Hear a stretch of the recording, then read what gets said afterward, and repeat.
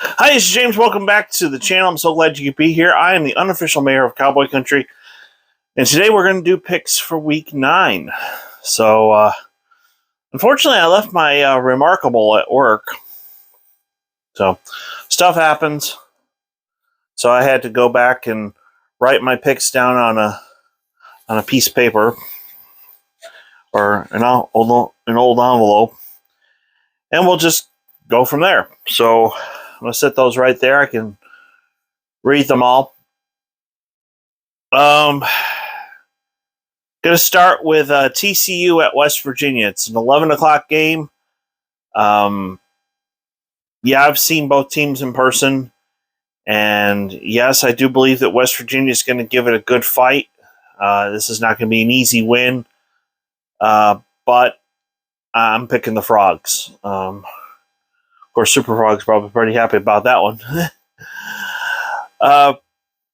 TCU is just overall, they got too many weapons on offense, and they can run the football very effectively. So I'm picking the Frogs. OU is at, Iowa State. Iowa State is struggling on offense, even though they've got a new quarterback who I feel eventually is going to be really, really good. But it's going to take him a while, and it's not going to happen this year. So I am picking the Sooners. As long as they have their starting quarterback, Dylan Gabriel, they'll be fine. USF is at Houston. I'm picking this game because Houston's joining the conference next year. Or it might be in 24. I thought it was next year. I don't know. I'll have to look it up. But I'm going to go with the Cougars on this one. They're pretty evenly matched, but it's at Houston, so I'm going to pick the Cougars. Now, Oklahoma State at Kansas State. Now, here's the thing. Yeah, it's true that the teams right now that have 2 losses, Tech, Baylor, and Texas. If you look at the standings, those are the teams that have 2 losses. And Oklahoma State has victories over all 3 of them. However, Kansas State is also a 1-loss team in conference. Now, they got beat by Tulane, but this game is very important. Oklahoma State needs to win this game. I believe of the next 5 games that Oklahoma State has on their schedule, this is going to be the toughest. However, Spencer may not be 100%, but he did really well last week. It is in Manhattan. It's going to make it difficult, but I do believe the Cowboys will pull it out. I'm going to go final score 41-31. So I do think that Kansas State's probably going to try to slow the game down a little bit. I do know they're going to have some success on the ground. Other than Bijan Robinson, Deuce Vaughn's probably the best running back in the Big 12. So I do have a lot of respect for what Coach Kleiman is doing there in Manhattan, but I'm going to go 41-31 Cowboys. Cincinnati's at UCF. So this is interesting. You've got 2 teams that are coming into the conference that are playing each other. So I wish I could be there. Eventually, one of these days, I'll get to go see the Bounce House and do a video on it. But I'm going to go with the Bearcats. So I'm picking Cincinnati over UCF. Baylor is at Texas Tech.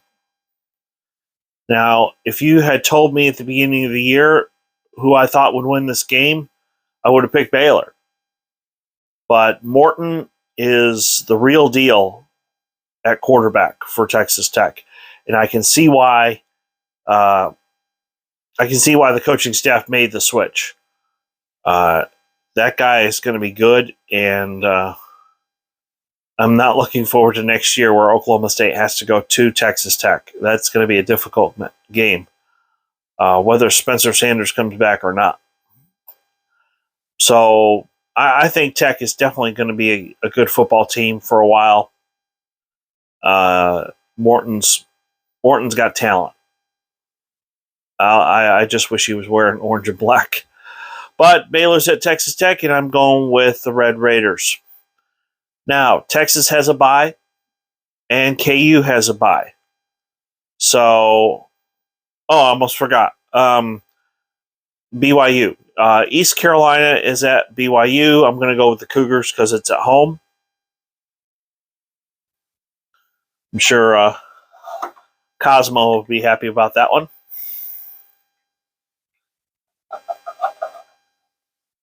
The guy that wears that costume during the BYU games is a bona fide stuntman. It was really cool to go there. My gosh, it's been over a month. So therefore, I only have 7 games to pick from between the teams that are joining the Big 12 and the teams that are in the Big 12. So I'm decided to add a couple since I've been to 2 SMU games this year. I added the SMU at Tulsa. Mordecai at quarterback is legit. I think the Mustangs are going to pull out a victory there. And I included this other one just because of where I used. As a kid, I grew up wearing orange and blue. I was a Syracuse fan. I grew up in upstate New York. Now, when they got politically correct and changed the name from Orangeman to Orange, I was like, see you later. Of course, I also went to school at Oklahoma State, so. But I do have a soft spot in my heart for Syracuse. I did not think that Syracuse was going to beat NC State as soundly as they did. That was a dominant victory. And now they got Notre Dame coming in, and Notre Dame is not as good as they were last year. Not even close. Plus, it's in I don't even know the new name, the new sponsor. To me, it'll always be the Carrier Dome. When I was a young soldier in my 20s, I would fly in to Syracuse to see my parents. My parents now live in Florida, actually about 45 minutes away from Orlando. So, but I would always say, when you see the dome, you know you're home. And plus, teams have a tough time playing in there. I'm going to call it the Carrier Dome. I don't care what the new sponsor is, but Notre Dame is not going to win that game. The Orange should come out on top. Now, up until this week, I'm 45 of 22, 45 wins, 22 losses. Still, I started off really good, and I was above 70%. Now I'm last week didn't help. I was only 4. I was 4-5. So hopefully after this week, I'll get back above 70% on my picks. And what disappoints me is I was going to try to do 2 videos tonight. One on the picks, but I'll have to do this one tomorrow. You're really going to want to tune into this one.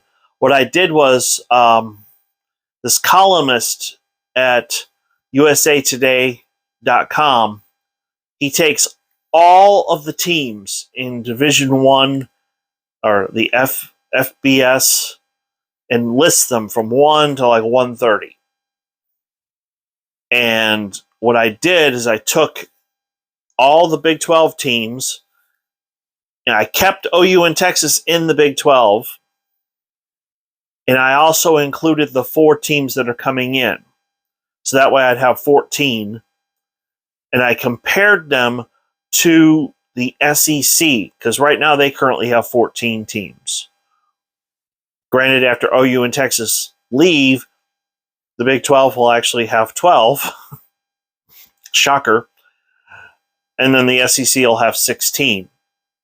But what I wanted to do was, if you were going to have a head-to-head, 1 versus 1, 2 versus 2, 3 versus 3, 4 versus 4, in the pecking order that they're in right now, according to this columnist, Paul Myberg, I think is his name, how would the Big 12 stand up to the SEC?